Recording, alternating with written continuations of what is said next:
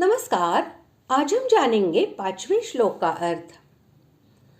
परम श्रद्धालु और परम प्रेमी अर्जुन को इस प्रकार प्रार्थना करने पर 3 श्लोकों में भगवान अपने विश्व रूप का वर्णन करते हुए उसे देखने के लिए अर्जुन को आज्ञा देते हैं।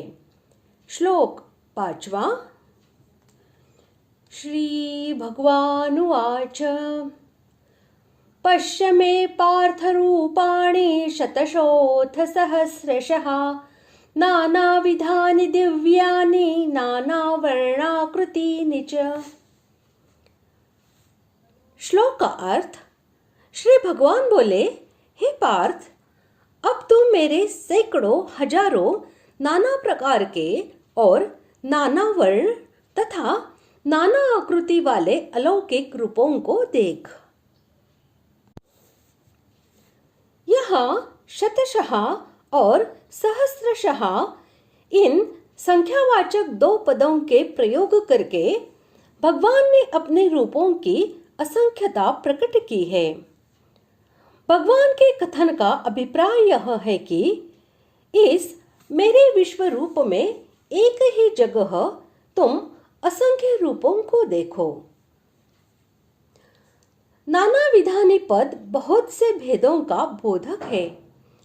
इसका प्रयोग करके भगवान ने विश्व रूप में दिखने वाले रूपों के जातिगत भेद की अनेकता प्रकट की है, अर्थात देव, मनुष्य और तिर्यक आदि समस्त चराचर जीवों के नाना भेदों को अपने में देखने के लिए कहा है। वर्ण शब्द लाल, पीले, काले आदि विभिन्न रंगों का और आकृति शब्द अंगों की बनावट का वाचक है।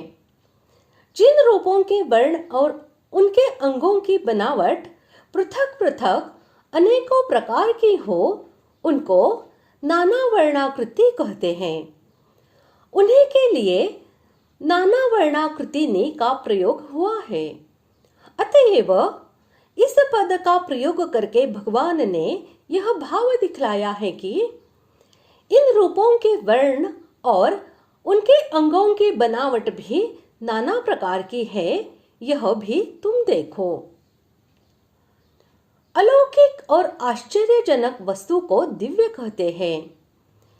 दिव्यानी पद का प्रयोग करके भगवान ने यह भाव दिखलाया है कि मेरे शरीर में दिखने वाले ये भिन्न भिन्न प्रकार के असंख्य रूप सबके सब दिव्य है।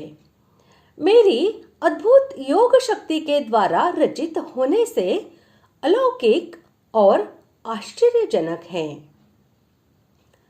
इस प्रकार आज हमने 5वें श्लोक का अर्थ जान लिया है।